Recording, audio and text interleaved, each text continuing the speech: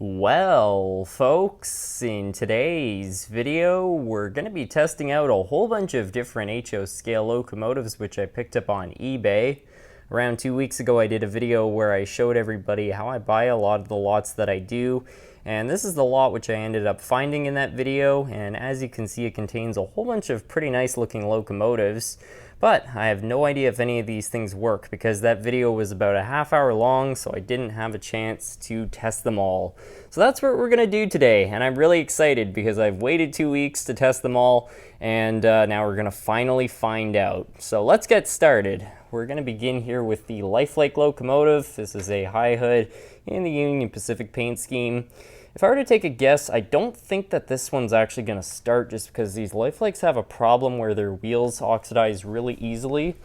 So, I don't know. It might be kind of mixed, but we'll give it some power and we'll see if it will do anything. So I'll put 12 volts in the track, and as expected, nothing happened. But usually, if you move these things around a bit, you can get them to spring back to life.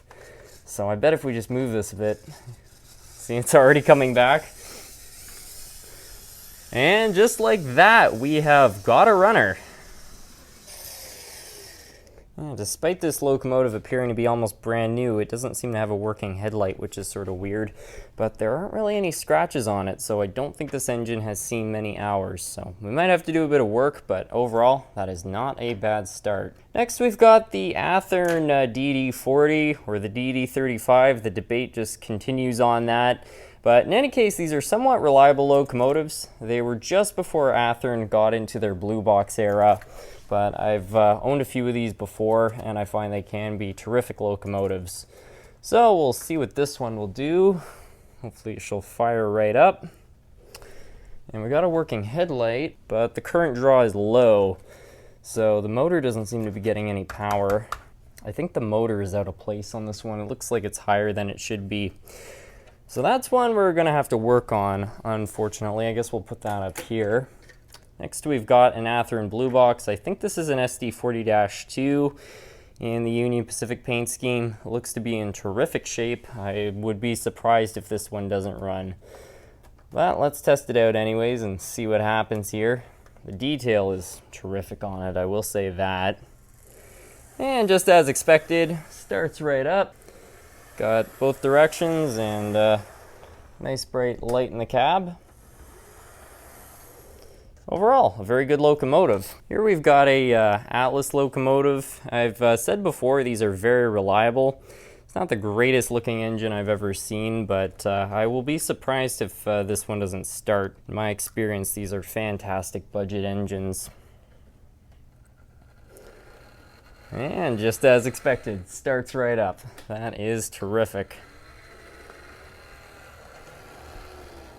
Sounds like it could use a little bit of oil, but I'm very happy with that. Now, we've got a little bit of an odd one in the mix. This is an old Tyco Power Torque. These are not very reliable engines, and this one's in really bad shape, so I don't think it's super likely it's going to start, but I've been surprised before. You know, the looks of these things can be deceiving, so I don't know, maybe it will fire up. All right, I'm putting power in the track, and so far nothing's happening. Haven't even got a working headlight. And I hear the motor humming, but it's not running. That's a really bad sign. That's usually indication of a seized motor. And I'm not going to keep feeding it power, otherwise we're probably just going to end up burning it out. So that's going to need some work. It's not entirely surprising, but whatever. It will be fine. These things are usually pretty easy to work on. And now we got this cotton belt locomotive. It's another Athearn. Again, very reliable, so I'd be quite surprised if it didn't start. Looks to be in terrific shape. And starts no problems. It's a little bit sluggish, so it might need a bit of an oil change, but it looks fine. It doesn't seem to have a working headlight, unfortunately. So that one might need a little bit of work, but it is a runner, so that's nice to see. Here we got another Union Pacific locomotive. This one is an Athearn Blue Box. As I've mentioned a million times before, very reliable. But, oh no, never mind. For a second I didn't think it was going to run. It did hesitate for a second. That thing runs great. Yeah, it's pretty much perfect condition. That's great to see. I believe this is another SD40-2. Somebody modified it. I think it's a very nice looking engine, and I think it's got a good chance at starting. Well, let's give it a go here. Wow, that one's very smooth.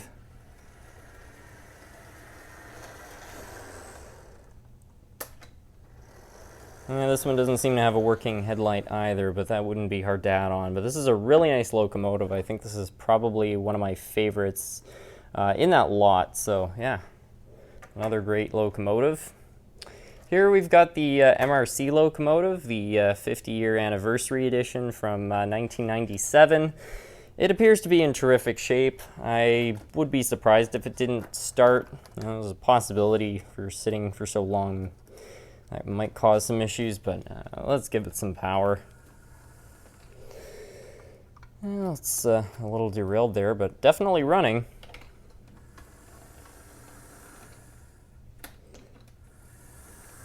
Yeah, that seems totally fine.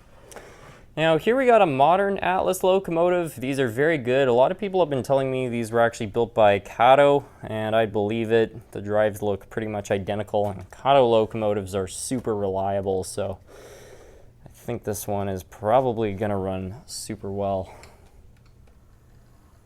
Oh, it's mint. Wow, it's even got directional lighting.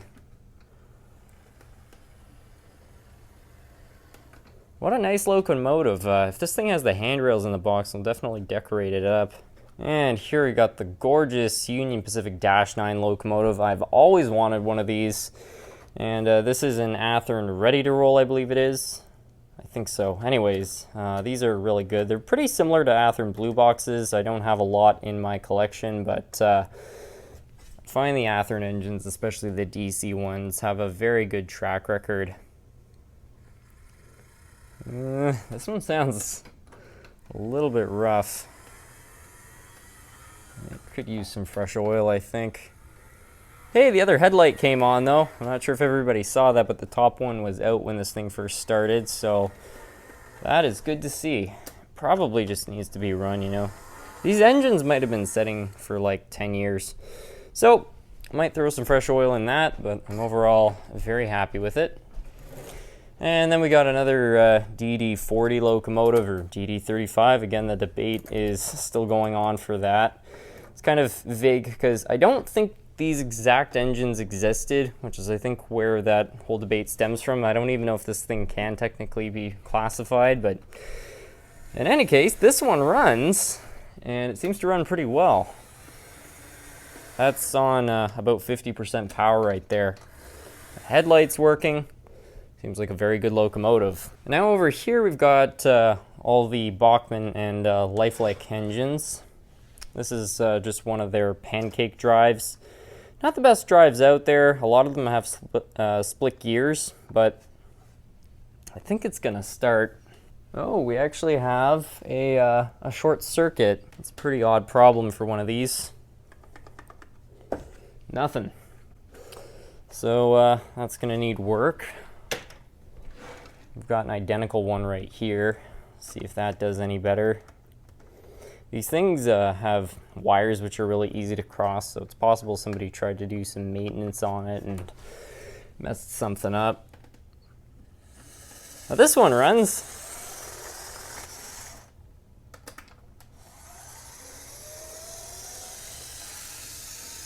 Yeah, it doesn't seem too bad. It's got a nice bright working headlight.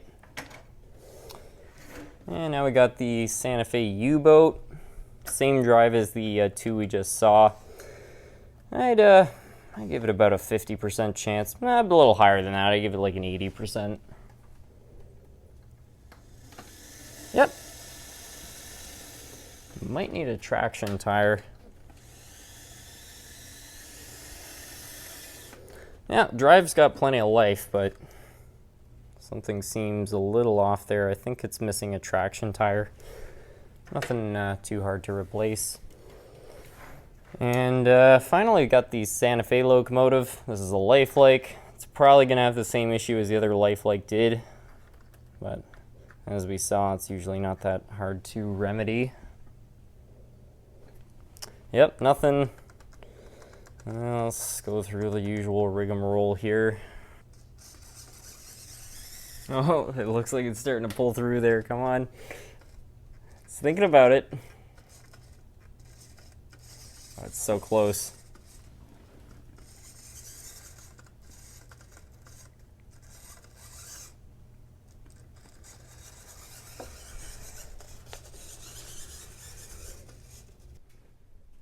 This one really seems to be fighting back a little more than the other, but I think it's getting there. Yeah, there we go.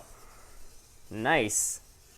Well, the thing is just flying around the layout now. It probably still could use a good wheel cleaning, but it just goes to show you, you give these things a bit of a chance, and once they get the oxidization off just from moving around a little bit, they could actually run half decent. This one is probably up for a little bit of fresh oil, but other than that, it seems to be in just about perfect condition. These two could probably also use a bit of work, and this one's definitely got some sort of problem, but that will not be an issue to fix. I don't think these are usually pretty easy to get going once again. Now, in the last video about these locomotives, I said that all the engines which I had duplicates of, I was going to give away. So I've got great news for all of you. These 4 locomotives are now potentially yours if you win the giveaway, as well as all of this stuff right here. I decided to throw in both these dummy locomotives. The shell, I don't have any use for it. And 6 powered locomotives. And all of these ones work. I just don't really have use for them anymore. So I figure I'll send them off to one of you, and hopefully you can enjoy them. Some of them have even been featured in videos, so check those out. So yeah, 10 powered locomotives.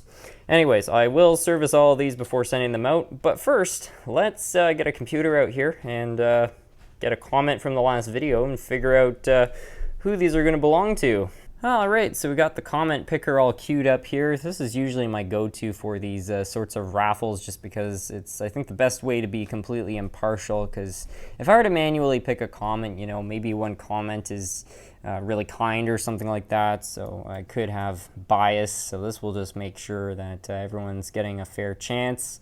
We're going to filter out duplicate users just so that everybody gets one chance, which I also think is fair. And the site seems to be asking for some math questions now, so I guess we'll just give them what they want and load up the comments here. And you can see we got 386 eligible comments. So let's find out of that 386, who is the winner. I don't know about all of you, but I'm really excited. Got a couple of familiar names going by right now.